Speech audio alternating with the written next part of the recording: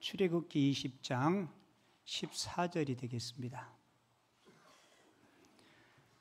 오늘은 십계명의 7번째 계명을 함께 나누도록 하겠는데요. 지난주와 자수가 똑같이 아주 짧아요. 같이 읽습니다. 간음하지 말라. 오늘은 십계명의 7째 계명을 함께 나누도록 하겠습니다. 우리 십계명 공부하고 있는데 복습하도록 하겠습니다. 가로넣기예요. 자, 제1계명 시작. 너는 나 외에 다른 신들을 내게 두지 말라. 제2계명 너를 위하여 새긴 우상을 만들지 말라. 제3계명 여호와의 이름을 망령되게 부르지 말라. 제4계명 안식일을 기억하여 거룩하게 지키라. 제5계명 내 부모를 공경하라. 제6계명 제7계명 저거 싹 지우고 할 수 있겠어요? 예.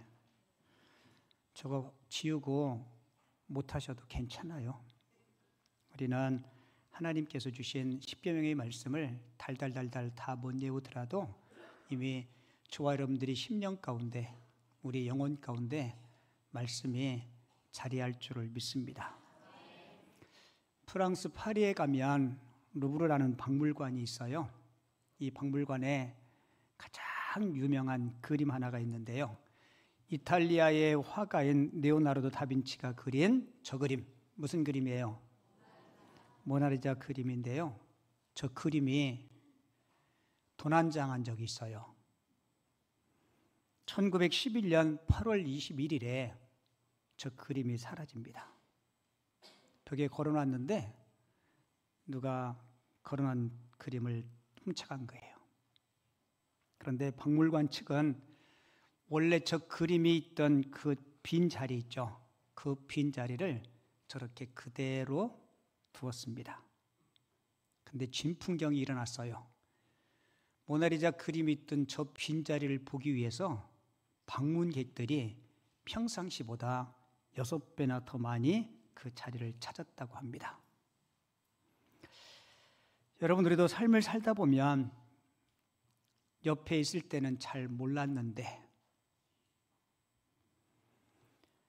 그 소중함을 잘 몰랐는데 때로는 남편이나 아내가 늘 곁에 있을 줄 알았는데 뜻밖의 어떤 일로 헤어지든지 아니면 사별을 하면 그 빈자리가 생각보다 훨씬 더 크게 느껴져요. 든 자리는 표가 안 나는데 난 자리는 표가 크다라고 이야기하죠. 우리가 흔히 5월달을 일컬어서 가정의 달이라고 이야기해요. 그죠? 가정과 관련되어 있는 날들이 5월달에는 많아요. 5월 5일은 5월 8일은 5월 15일은 5월 18일은 5월 18일은 성년의 날이에요. 그리고 5월 21일을 부부의 날이라고 합니다. 왜 부부의 날을 21일로 정한지 아시죠? 네, 둘이 하나 되는 날, 그래서 21일을 부부의 날로 정했다고 해요. 오늘 십계명의 7번째 계명, 뭐 하지 말라? 우리 십계명의 말씀을 나누고 있는데요. 사실은 육체적인 간음도 간음이고 엄청난 죄악이고 범죄이고 또 영적으로 보면 하나님 외에 다른 것들을 내가 섬기고 다른 것들을 마음에 두고 살면 성경은 그것을 영적인 간음이라고 그렇게 표현하는 부분들이 많이 있어요. 오늘은 7계명을 통해서 하나님께서 저와 여러분들에게 주시는 교훈과 은혜들을 같이 좀 살펴보겠는데요. 성경에는 하나님께서 주신 십계명이 있지만 제가 인터넷 검색해 보니까 아내의 십계명, 남편의 십계명도 있더라고요. 이 시간 잠깐 소개해 드릴게요. 아내의 십계명. 재치와 근면성을 가져라. 음식을 준비할 때는 남편의 식성에 유의하라. 2부에는 어떤 남자가 아멘 했어요. 다툴 때 혼자만 말하지 말라. 남들 앞에서 남편의 결점을 늘어놓거나 지나친 자랑도 하지 마라. 남편에게 할 말이 있을 때는 남편의 기분 상태를 참작하라. 남편에게는 한적한 시간을 갖고 싶어하는 심리가 있음을 참조하라.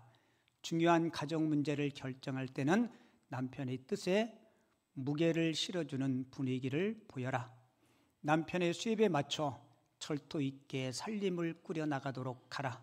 모든 일에 참을성 있게 행동하라.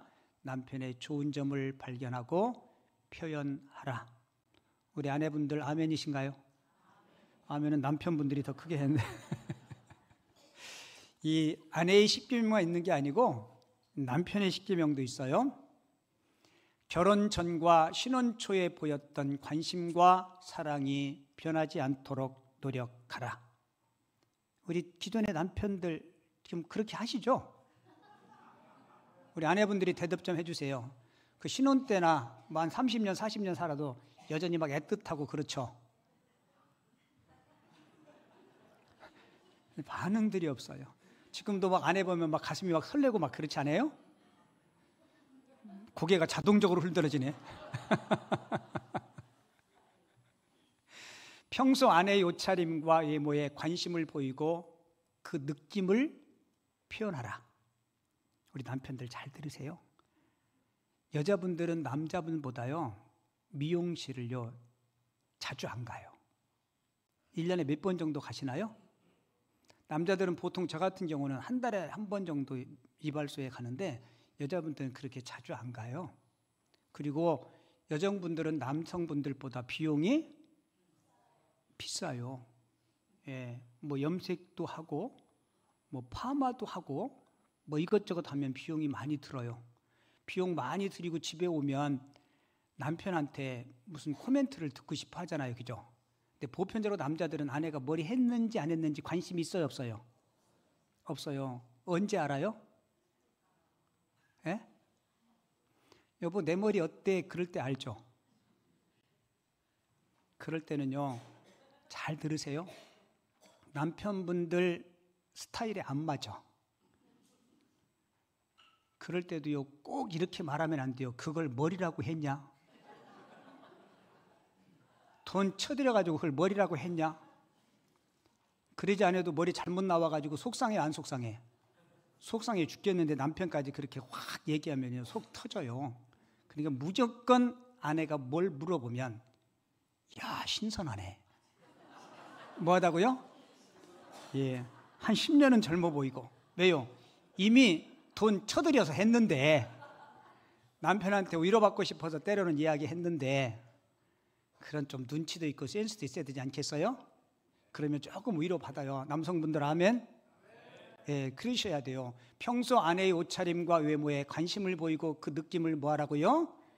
표현하라. 아내가 만든 음식에 대해서 말이나 행동으로 칭찬과 감사를 표현하라. 어떤 때는요, 아침에 먹었던 반찬이 그대로 나올 때가 있어. 위치도 안 바뀌고 그대로 있을 때가 있어. 혹시 여러분들이 오해하실까봐 제가 설명드리는데, 목사님 기분 그런가 보다. 아니요. 우리 집도 가끔 위치도 안 바뀔 때가 있어요. 그럼 제가 위치를 바꿔놔요. 그리고 이렇게 이야기해요. 아, 위치 바뀌고 먹으니까 괜찮네. 어제 나왔던 게 오늘 나오면 어떻게 하게 돼요? 아, 하루 정도 발효가 되니까 훨씬 더 맛있네. 5번, 항상 인생의 동반자인 아내와 뭐하고? 결정하는 습관을 길러라. 때로는요, 남자가 느끼지 못하는 것을 아내가 느낄 때가 있어요. 그 남자는 한평생 편하게 잘 살려면 세 여자 말 잘 들어야 그런데죠. 첫째 누구예요? 어머니 말씀. 둘째, 아내. 셋째, 내비게이션에서 나오는 그 여자 말을 잘 들어야 된다 그랬죠. 6번, 아내의 마음에 상처를 주는 경솔한 농담이나 행동을 하지 말아라. 혹시 할 경우에는 빨리 돌이키고 사과하시면 돼요. 가정 불화신 남편은 너그러움으로 한 걸음 아내에게 양보하라. 가정 경제는 아내에게 일임하여 아내가 가정 생활 속에서 보람을 갖게 하라. 아내의 개성과 취미를 존중해주고 그것을 더욱 발전시킬 수 있도록 하라. 아내의 좋은 점을 발견하고 즉시 칭찬하고 기쁨을 주어라. 자, 아내의 10계명, 남편의 10계명 같이 읽었는데요. 여러분들이 같이 보면서 느낀 점이 뭐예요? 네, 맞아요. 서로 노력해야 합니다. 서로 뭐 해야 돼요? 노력하고 서로 살아가면서 배려하고 이해하도록 노력하고 훈련하셔야 돼요. 왜냐하면 그게 하루아침에 이루어지지 않습니다. 여러분들의 거룩한 습관이 되도록 반복하고 때로는요, 의지를 가지고 그렇게 해야 돼요. 뭐를 가지고요? 의지를 가지고. 그 아버지 학교에 가면 첫째 주에 숙제를 내줘요. 5주 동안 숙제. 그 숙제 중에 하나가 뭐냐면 아내와 자녀들을 허깅해 주는 거예요. 근데 부부지간에도요, 그거를 되게 어려워하는 분이 있어요. 제가 아는 어느 분이 경상도 분인데 숙제를 해야 되는데 쑥스러워서 못 하겠는 거예요. 숙제 안 해오면 또 조장이 또 숙제했냐고 물어볼 것 같고, 그래서 숙제하기 위해서 설거지하는 아내 뒤로 가가지고 아내를 콱 껴안았대요. 그랬더니 아내가 깜짝 놀라서 지금 뭐 하는 거냐고. 지금 뭐 한 거예요? 숙제한 거예요, 숙제. 예. 나 아버지 학교 숙제한 거라고 그랬더니 알았다고. 숙제했어요, 안 했어요? 했어요. 두 번째 주에도 또 숙제를 해야 되니까 또 껴안았어요. 이건 또 뭐냐고. 그랬더니 이거는 본심이라고. 그러면서 서로 스킨십도 하고 자녀들도 껴안아주고. 여러분, 그게요, 처음에는요 되게 낯설고 어색해요. 여러분, 자녀들도 어린 때는 스킨십 하죠. 포옹하죠. 그죠? 몇 살까지 해요? 아버지가 딸들. 사춘기 때 되면 잘 안 하죠. 딸이 싫어해요. 냄새 난다고?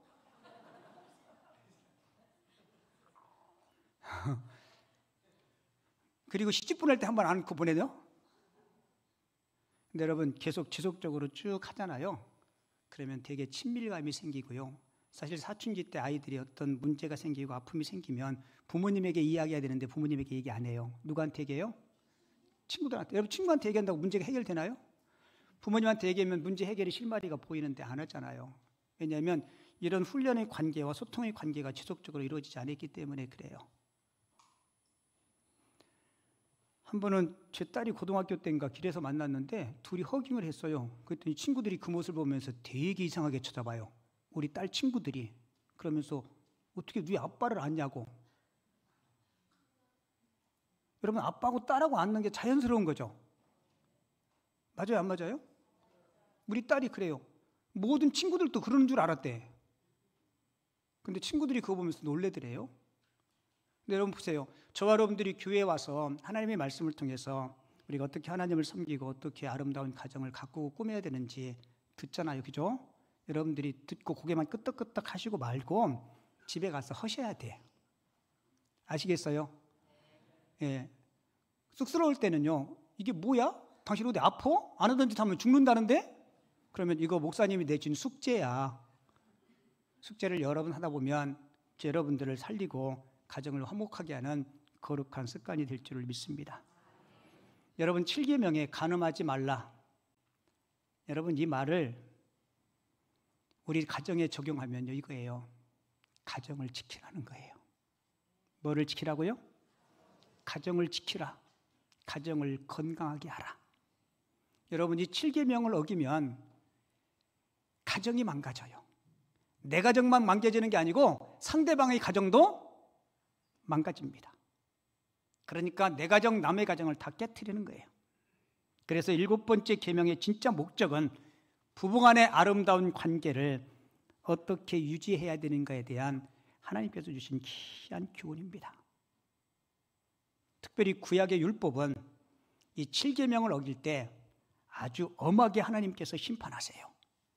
왜냐하면 이 간음은 배우자의 마음을 아프게 한 것뿐만 아니라 우리 가정, 이웃 가정을 망가뜨리고 사회를 혼란케 하는 엄청난 죄악이기 때문에 그래요.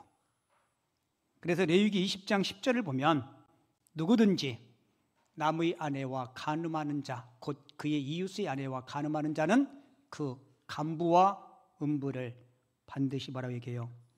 죽일지니라 라고 말씀하고 있죠.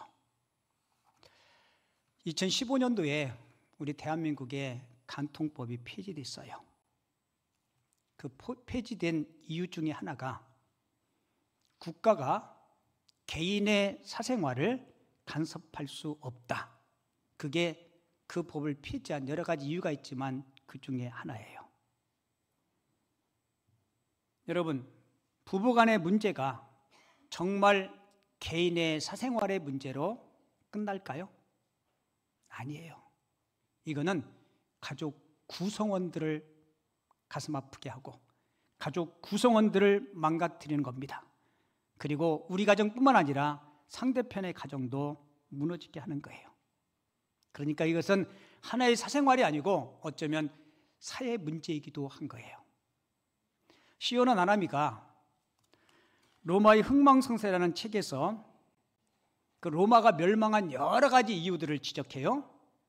그 중에 하나를 가정의 붕괴를 지적하고 있습니다.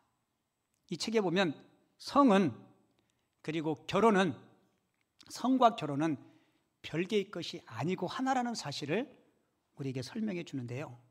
여러분, 로마가 세계를 지배하고 정복할 때 로마의 귀족들은 결혼을 해서 아내한테 자기가 매는 것을 싫어했어요. 그 자유분방하게 살고 싶어서 로마의 귀족들은 결혼을 하지 않았습니다. 물론 로마의 모든 귀족들이 그런 것은 아니에요. 그런데 대부분의 많은 귀족들이 그리했다고 해요. 그러면 로마의 귀족들은 성적인 욕구를 어떻게 해소했을까? 이 로마의 귀족들은 지배국에서 포로로 잡아온 아리따운 여성들을 성적인 놀이객감으로 삼은 거예요. 그러다 보니까 가정이 세워져요, 안 세워져요? 가정이 안 세워지죠. 그 결과 가정들이 붕괴되기 시작하면서 그것이 로마의 멸망의 단초를 제공해 두었다는 겁니다. 그래서 성경은 하나님이 정해주신 울타리 안에서의 성이 아름다운 것이고 그렇지 않은 성은 악한 것이고 또한 사회와 국가를 무너뜨리는 죄악임을 분명히 말씀하고 있습니다. 원래 성은 하나님은 남성과 여성의 결혼을 통해서 그리고 후손들을 이 땅 가운데 보존하기 위해서 성을 주셨는데요. 단순히 종족 번식을 위해서만이 하나님께서 성을 주신 게 아니에요. 하나님 안에서의 성은 축복이고 아름다운 거예요. 그런데 문제는 인간이 타락하면서 이 성도 타락하고 변질되기 시작하죠. 그 대표적인 게 동성애입니다. 동성애. 구약 성경에도 보면 이 동성애가 나와요. 여러분, 소돔과 고모라가 죄악 가운데 유황불로 멸망하죠. 그들이 저질렀던 가장 두드러진 죄악이 동성애예요. 동성애. 그래서 레위기 20장 13절에 보면 구약시대 때 동성애자들에 대한 하나님의 심판을 일으키게 하게 해요. 누구든지 여인과 동침하듯 남자와 동침하면 둘 다 가증한 일을 행함인즉 뭐라고 얘기해요? 반드시 죽일지니 자기의 피가 자기에게로 돌아가리라. 동성애자를 어떻게 하라고 구약의 율법은 이야기해요? 반드시 죽일지니라. 신약에도 사도 바울이 로마서 1장 26절 27절에서 동성애에 대해서 이렇게 이야기해요. 파란 글씨만 읽어드릴게요. 남자가 남자와 더불어 부끄러운 일을 행하여 그들의 그릇됨에 상당한 보응을 그들 자신이 받았느니라 라고 말씀하고 있죠. 여러분, 우리가 그 성평등 많이 이야기하잖아요. 그죠? 이 성평등에 대한 용어를 우리가 좀 잘 이해할 필요가 있어요. 자, 우리가 알고 있는 성평등은 남성과 여성이 평등하다. 양성평등이죠. 맞아요, 안 맞아요? 남성과 여성이 평등해요, 안 해요? 그래요? 근데 가정에서 나이가 점점 들수록 여성들이 좀 세지는 것 같은데 그런가요? 아니에요? 자, 근데 보세요. 근데 요즘에 이 양성평등에서 양자를 빼고 성평등이라는 용어들을 많이 씁니다. 자, 양성평등에서 양자를 뺀 성평등은 여러분 잘 보셔야 돼요. 여성과 남성의 구분을 없앤 거예요. 그래서 젠더가 뭐냐면 생물학적인 성이 아니고 선택할 수 있는 성. 그러니까 남자로 태어났는데 내가 뭘 선택해요? 내가 여성성을 선택하면 그것을 인정해 줘야 된다는 거예요. 그게 젠더예요. 자, 젠더를 합법화하려는 것이다. 뭐가요? 성평등. 자, 성평등은 남녀 두 개의 성에 국한하지 않고 수많은 뭐를요? 젠더를 인정하겠다는 것입니다. 우리가 주일날 기도할 때 포괄적 차별금지법을 하나님이 막아주시길 위해서 우리 많이 기도했죠. 여러분, 우리 대한민국에 차별금지법이 있어요, 없어요? 차별하면 안 되죠. 차별금지법이 있어요. 차별금지법이 이런 거예요. 뭐 장애, 외모, 인종, 출신 지역, 학력, 기타 이러한 이유 때문에 모든 영역에 있어서 합리적인 이유 없이 차별을 하면 안 된다. 자, 근데 우리가 반대하는 것은 뭐예요? 포괄적이 앞에 들어가요. 지금 기존에 차별금지법이 있는데 그 차별금지법 안에 성적 지향, 종교, 다른 말로 이야기하면 동성애를 합법화시켜달라는 조항이 차별금지법 안에 들어가 있어요. 그런 독소조항이 들어가 있는 것을 우리는 포괄적 차별금지법이라고 이야기하는 거예요. 근데 사람들이 잘 모르니까 왜 기독교인들은, 교회 다니는 사람들은 왜 차별금지법을 반대하냐고. 여러분, 우리가 차별금지법을 반대하나요? 우리가 반대하는 것은 뭐예요? 그렇죠. 독소조항이 들어있는, 거기에는 뭐 지향적인 성이라든지 종교 이런 것들이 들어가 있어요. 만약에 여러분 그 법이 합법화되면 성소수자들 있죠. 성소수자, 게이 들어보셨어요? 남자끼리 동성애하는 것을 게이라 그래요. 그리고 레즈비언, 여자끼리 동성애하는 것을 레즈비언이라 그래요. 그리고 트랜스젠더, 성전환 수술한 사람들. 여러분, 만약에 포괄적 차별금지법이 통과되면 우리가 동성애는 성경에서 어긋나는 것입니다라고 목사가 강단에서 설교할 수가 없어요. 그렇게 이야기하면 저는 뭘 한 거예요? 동성애에 대해서 차별한 것이라고 법의 구속을 받게 돼요. 여러분, 심각해요, 안 해요? 심각해요. 그래서 여러분, 우리가 이 문제를 놓고 지속적으로 기도해야 돼요. 여러분, 세상에 이성의 유혹, 때로는 정욕 있죠, 정욕. 이거를 우리가 맞서 싸워서 내가 이겨야 된다. 아니요. 여러분, 이성의 유혹은요, 맞서 싸워서 이길 수 있는 영역이 아니에요. 그럼 어떻게 해야 돼요? 피해야 돼요. 이성의 유혹은 내가 맞서 싸워서 이길 수 있는 게 아니에요. 그건 어떻게 해야 돼요? 예, 그래서 이성의 유혹에는 가장 좋은 해법이 36개 주랭랑이에요. 뭐라고요? 36개가 얼마나 좋은 병법이냐면 그 손자의 병법이 18개까지 있는데요. 두 배. 36개 주랭랑이. 같이 볼게요. 36개 주랭랑. 혹시 여러분들이 그런 유혹이 있으면 다른 건 잊지 말고 36개. 여러분, 요셉이 36개 주랭랑을 잘했어요. 그죠? 요셉이 보디발의 아내가 유혹할 때 요셉이 나이가 몇 살인지 알아요? 27살이었어요. 피가 끓는 청년이었어요. 그런데 보디발의 아내가 유혹할 때요, 간헐적으로 유혹한 게 아니고 성경을 보면 날마다 매일같이 유혹했다라고 이야기해요. 그 유혹을 요셉은 어떻게 이겨요? 예, 옷 벗김을 당하면서도 그는 36개 주랭랑을 했어요. 여러분, 천하장사라도 그런 유혹을 이길 수 없어요. 근데 요셉은 그 환경을 벗어난 거예요. 요셉의 승리의 비결이 뭘까요? 창세기 37장 3절에 보면 요셉이 그 유혹에서 승리할 수 있었던 비결을 이렇게 이야기해요. 요셉은 노년에 얻은 아들이므로 이스라엘의 여러 아들들보다 그를 더 사랑하므로 그를 위하여 채색옷을 지었더니, 그냥 읽으면 이 39장의 사건과는 별반 관련이 없는 것 같이 느껴지죠? 요셉의 아버지는 누구예요? 야곱. 야곱의 바뀐 이름은 진짜 키죠. 그러면 야곱이 요셉을 몇 살에 낳았을까요? 그걸 우리가 어떻게 알아요? 그죠? 91세에 낳아요. 늦둥으로. 그리고 네 부인 중에 제일 사랑하는 라헬을 통해서 낳아요. 예뻐요, 안 예뻐요? 여러분, 얼마나 예쁘겠어요? 그러니까 다른 형제에게 입히지 않은 무슨 옷을요? 자, 그런데 여기서 우리가 깊이 좀 생각해 볼게요. 헬라어 원문 성경에 보면 그냥 알록달록한 예쁜 옷 이런 표현이 아니고 옷소매가 긴 옷을, 그리고 오늘 성경에 보면 채색 옷을 입혔더라라고 기록하지 않고 채색 옷을 지었더라라고 기록하고 있어요. 다시 한번 띄워주실래요?